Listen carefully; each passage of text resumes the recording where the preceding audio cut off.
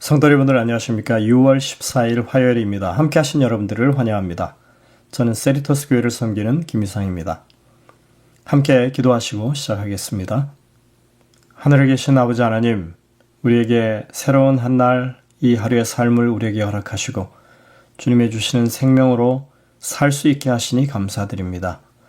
오늘도 우리의 매 순간이 주님의 은혜 안에 살고 있음을 기억하게 하시고 주님을 의지하며 주님의 뜻을 살피는 저희의 삶이 되게 하시고 순종하고 주의 뜻을 이루는 저희들 되게 하여 주옵소서. 이 아침에 주님 앞에 간절한 소원을 가지고 무릎 꿇는 주의 백성들 돌아보시고 그 심령마다 주님을 사랑하고 또 주님께서 베푸시는 그 은혜를 간구하는 그 마음을 가지고 있는 줄 주님께서 아시오니 주님, 그의 마음 가운데 하나님의 돌보시는 손길을 경험하게 하시고 또 주님의 사랑으로 노래할 수 있는 하루의 삶이 되게 축복하여 주옵소서. 주님, 질병으로 고통당하는 주의 백성들 있습니다. 참으로 신음하는 그들의 소리를 들으시고 하나님의 치유의 손길이 함께 하시는 이 하루가 되게 하여 주시며 위로 얻고 용기를 얻고 힘을 얻는 하루의 삶이 되게 하여 주옵소서. 이제 말씀을 펴고 주의 약속을 다시 한번 살피오니 주의 성령께서 우리와 함께 하시고 분명한 주님의 음성을 듣게 하시며 주님께로부터 오는 참다운 평안과 용기의 기별을 접할 수 있도록 인도하여 주옵기를 예수님의 이름으로 간절히 기도드립니다. 아멘. 네, 저희들은 오늘 요셉과 베냐민이라고 하는 제목으로 창세기 43장에 있는 이야기를 함께 살펴보도록 하겠습니다. 어제에 이어서 오늘 우리는 창세기 43장의 이야기를 살펴봅니다. 야곱은 자신이 사랑한 부인 라헬로부터 두 아들 요셉과 베냐민을 얻습니다. 그러나 지금 이 두 아들 중에 유일하게 살아남은 베냐민을 애굽의 치리자의 명령에 따라서 형들과 함께 떠나보내야만 하는 그런 상황이 되었습니다. 그는 그것을 쉽게 허락할 수 없었습니다. 과거에 요셉을 잃은 것처럼 베냐민마저 잃게 될까봐 두려웠던 것입니다. 르우벤이 자신의 두 아들을 담보로 다시 애굽으로 가야 한다고 말했지만 소용이 없었습니다. 이 상황에서 아마도 지금 볼모로 잡혀있는 시므온은 고려의 대상이 아니었던 것으로 보입니다. 하지만 얼마 지나지 않아서 사왔던 식량이 다 떨어지고 다시 애굽으로 가지 않으면 안 되는 그런 상황에 처합니다. 아들들이 다시 설득하기 시작합니다. 그러나 웬만해서는 야곱의 의지를 꺾을 수가 없었습니다.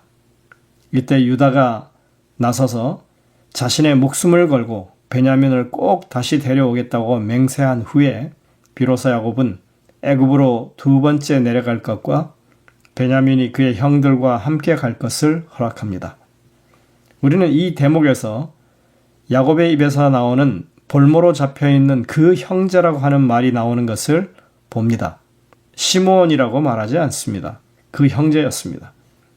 야곱에게 있어서 요셉과 베냐민은 이름으로 불리는 반면에 시므온은 그 형제라 불렸습니다. 차별이 분명합니다. 그러나 요셉의 형들은 그런 것이 문제가 아니었습니다. 지금 내려가서 식량을 구해오지 않으면 집안 식구들이 다 굶어 죽을 판이었습니다. 그리고 시므온도 이렇게 해야만 데려올 수 있었던 것입니다.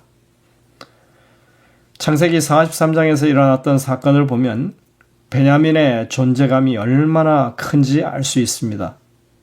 모든 사건들 속에 베냐민의 존재감이 두드러집니다. 이제 형들이 아버지의 허락을 받아서 베냐민을 데리고 애굽에 가서 요셉 앞에 서게 됩니다. 그때 요셉의 눈에는 베냐민만 보입니다. 오직 베냐민이 형제라고 불립니다. 동생이라고 할 때 그게 형제를 가리키는 단어입니다. 베냐민의 이름이 직접 언급되는 동안 다른 형제들의 이름은 밝혀지지 않습니다. 그들은 단지 사람들이라고 불립니다. 요셉은 베냐민을 소자여라고 부르며 특별한 사랑을 나타냅니다. 요셉은 베냐민에게 베푼 축복 가운데에서 은혜라고 하는 말을 언급하고 있는데 그 모습은 요셉이 과거에 형들에게 구했었지만 받지 못했던 은혜를 떠오르게 합니다. 요셉은 형들로부터 그렇게 간청했어도 받지 못했던 그 은혜를 베냐민에게 거저 베풀고 있는 것입니다. 이것이 사랑받는 자와 그렇지 못한 자의 차이입니다. 과거의 요셉은 형들로부터 미움을 받았던 상황이었습니다. 그래서 그는 형들에게 은혜를 간구했지만 들은 바 되지 않았습니다. 여러분들 잊지 마시기 바랍니다. 우리의 하나님은 결코 우리를 미워하시지 않습니다. 비록 우리가 죄된 존재라 하더라도 우리를 사랑하시기 때문에 우리의 간청은 언제나 들으신 바 됩니다.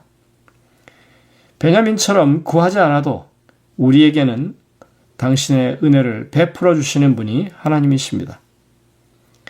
이 대목에서 요셉은 다시 한번 감정이 북받쳐 올라서 자신의 방으로 들어가 울었다라고 기록되어 있습니다. 요셉은 지금 그가 처한 이 상황 가운데서 애써서 자신의 감정을 숨기고 있습니다. 요셉이 연출하는 드라마는 아직 끝난 게 아닙니다. 우리는 44장까지 가서야 그 드라마의 클라이맥스를 보게 될 것입니다. 자, 그렇다면 요셉의 형들은 베냐민에게 이렇게 은혜가 베풀어지는 동안에 요셉의 형들은 어땠을까요? 요셉의 형들은 은혜를 전혀 받지 못했을까요? 이제 그 부분을 살펴봐야겠습니다. 요셉의 형들은 이제 요셉의 집으로 초청을 받아 가면서 그 가는 길에 지난번에 자루에 그대로 들어있던 돈 때문에 혹시나 감옥에 다시 쳐넣어지지 않을까 불안에 떨면서 두려워하고 있었습니다.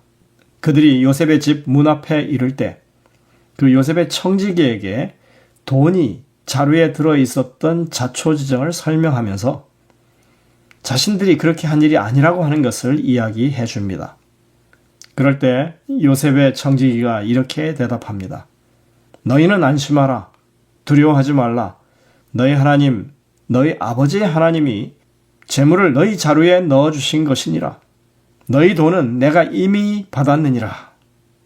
여러분들 얼마나 은혜가 넘치는 말씀입니까? 이 청지기가 전하고 있는 말은 물론 그의 입장에서 한 말일지 모르지만 사실 그 내용은 너무나 정확하게 하나님의 은혜를 우리에게 설명해 줍니다. 은혜를 베푼 당사자가 요셉이 아니라 너희 하나님, 너희 아버지가 섬기는 하나님이라고 말하고 있습니다. 이 형제들은 비록 잘못했지만 그들은 동생에게 결코 해서는 안 되는 잘못을 저질렀지만 너희 하나님은 너희에게 은혜를 베풀어 주셨다 말하는 것입니다. 애굽 사람인 우리는 곡식 대금을 이미 받았고 너희는 너희 하나님께서 그 돈을 주신 것이니 염려하지 말라고 하는 것입니다. 하나님은 죄인에게 여전히 은혜를 베푸시는 분이십니다. 지금 그들이 억울한 누명을 쓰고 다시 곤란에 처할까봐 두려워 떨고 있었지만 그들이 처해 있는 상황은 그렇게 위험천만한 그런 상황이 전혀 아니었던 것입니다. 지금 요셉은 베냐민의 존재 때문에 그들을 위한 잔치를 베풀려 하고 있었습니다. 그들의 염려와 걱정은 기우에 불과했던 것입니다. 이미 베냐민의 존재로 인해서 모든 상황이 바뀌어져 있었습니다. 우리는 여기서 베냐민의 존재가 모든 상황 속에서 구원의 효과를 가져오는 모습을 봅니다. 베냐민만 있으면 모든 것이 다 괜찮은 것입니다. 43장의 특이점은 그들 일행이 애굽에 도착한 이후부터 베냐민의 이름과 시므온의 이름만 실명으로 쓰이고 있다고 하는 것입니다. 나머지는 그들이라는 대명사 혹은 저들이라는 대명사로 표기되고 있습니다. 사실 시므온은 단 한 번 언급되고 있습니다. 그의 석방을 언급할 때 그때 한 번만 언급되고 있습니다. 어쨌거나 이 실명으로 이름이 언급된다는 것은 그들이 은혜 받은 대상들이라고 하는 것을 나타냅니다. 사실 시므온의 석방도 다 베냐민의 존재 때문이죠. 베냐민이 오지 못했다면 시므온의 석방도 없었을 것이 분명합니다. 따라서 43장 후반부의 기록에 있어서 핵심 인물은 베냐민이라고 하는 것이 확실합니다. 애굽 최고의 권력자 요셉의 눈에는 오직 베냐민만 보입니다. 사랑하는 아우의 존재감은 이루 말할 수 없이 큰 것입니다. 은 20에 이스마엘 대상들에게 팔려서 애굽에 내려와서 갖은 고초를 겪은 후에 이 땅의 최고의 권력자의 자리에 오른 요셉은 은 30냥에 팔려서 십자가의 고초를 당하시고 부활 승천하셔서 하나님 보호자 우편에 앉으신 예수님을 표상하는 인물입니다. 따라서 베냐민에 대한 요셉의 사랑은 우리를 향한 예수님의 사랑을 닮은 것입니다. 주님의 눈에 우리는 베냐민과 같은 존재들입니다. 우리의 안전이 주님의 최고의 관심사고 우리가 주님 면전에 있다고 하는 것이 곧 그분의 가장 기뻐하시는 일이고 오직 우리에게만 은혜 베푸시기를 그분은 원하고 계시는 것입니다. 이제 모든 형제들이 나이에 따라 자리가 정해지고 나이 순서대로 그렇게 앉게 됩니다. 형제들은 이상하게 생각했다고 했습니다. 그 대접을 받는 동안 가장 나이 어린 베냐민은 다른 형제들보다 5배나 더 많은 대접을 받습니다. 그들의 배달한 동생이었던 요셉을 그렇게 팔아넘기는 끔찍한 일을 저질렀던 과거와는 달리 베냐민을 향한 요셉의 아주 집중된 사랑이 보여질 때 형제들은 그것으로 화를 내지 않았다고 하는 사실입니다. 성경은 이렇게 기록하고 있습니다. 창세기 43장의 마지막 절이죠. 요셉이 자기 음식을 그들에게 주되 베냐민에게는 다른 사람들보다 5배나 주매. 과거에 야곱이 요셉을 편애하던 것보다 더 큰 차별로 베냐민을 대우하는 것입니다. 그러나 그들의 반응이 어땠다고 기록되어 있냐면요. 그들이 마시며 요셉과 함께 즐거워하더라 했습니다.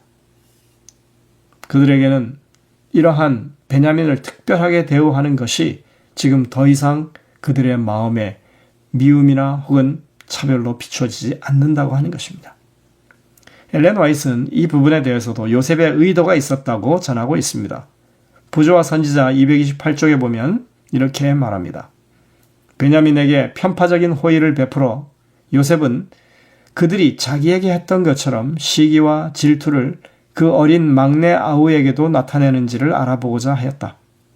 형제들은 여전히 요셉이 그들의 말을 알아듣지 못하는 줄 알고 서로 자유롭게 말했다. 이리하여 요셉은 그들의 본심을 알 수 있었다. 요셉은 형들을 좀 더 시험해 보기를 원했다. 그리하여 그들이 떠나기 전에 자기의 은잔을 막내의 자루 속에 감추어 두도록 명령하였다. 물론 이 마지막 부분은 내일 44장을 다루면서 나오는 내용입니다. 여러분들 아직 이 흥미진진한 드라마의 마지막 클라이맥스는 오지 않았습니다. 우리는 내일 그것을 다룰 것입니다. 영감의 교훈에 보면 베냐민을 사랑하는 요셉에 대해서 이렇게 기록하고 있습니다. 그들은 다시 애굽으로 여행하여 요셉 앞에 나아갔다. 요셉의 시선이 그의 어머니의 아들 베냐민에게 쏠렸을 때 그는 깊이 감동되었다. 그의 시선이 베냐민에게 미쳤을 때 그는 이 아이가 너희가 내게 말하던 너희 동생이냐 합니다. 그러면서 소자여 하나님이 내게 은혜 베푸시기를 원하노라 말하고는 감정이 북받쳐 더 이상 말을 계속할 수 없었다. 그는 안방으로 들어가 울었다. 부조와 선지자 227, 228쪽에 있는 내용입니다. 여러분들 여기에 우리를 향하신 하나님의 사랑의 색채가 드러나 있습니다. 우리를 보시는 것만으로 해도 감격해 하시는 주님을 오늘 우리가 만나면 좋겠습니다. 마치 요셉이 베냐민을 보면서 그렇게 감동했던 것처럼 주님이 오늘 우리를 보시는 시각이 그렇다고 하는 것을 우리가 깨달았으면 좋겠습니다. 스바냐 3장 17절에 이렇게 말씀하고 있습니다. 너희 하나님 여호와가 너희 가운데 계시니 그는 구원을 베푸실 전능자시라. 그가 너로 말미암아 기쁨을 이기지 못하시며 너를 잠잠히 사랑하시며 너로 말미암아 즐거이 부르며 기뻐하시리라 하리라. 함께 기도하시겠습니다. 하늘에 계신 아버지 하나님, 요셉이 베냐민을 보았을 때 그 사랑하는 마음이 그렇게 간절했던 것처럼 주님이 우리를 오늘 바라보시는 시각이 그렇다고 하는 것을 우리가 다시 한번 생각하게 하시니 감사를 드립니다. 보잘것없는 우리들이지만 주님께서 오늘도 우리를 사랑하시고 귀하게 여기시고 그렇게 특별하게 은혜를 베풀어 주시고 있다고 하는 것을 우리가 오늘도 기억하고 감사하며 주 앞에 찬양을 올리는 저희들 되게 하여 주옵소서. 참다운 하나님의 사랑을 우리의 마음 가운데 느끼며 형제의 우애를 다시 한번 회복할 수 있는 과거의 이 야곱의 가족들처럼 우리 모두가 그런 경험을 하게 인도하여 주옵기를 예수님의 이름으로 간절히 기도드립니다. 아멘. 여러분들 오늘도 우리에게 주신 이 말씀들을 깊이 묵상하면서 주님의 음성을 듣게 되시길 바랍니다. 저희들은 내일 뵙겠습니다.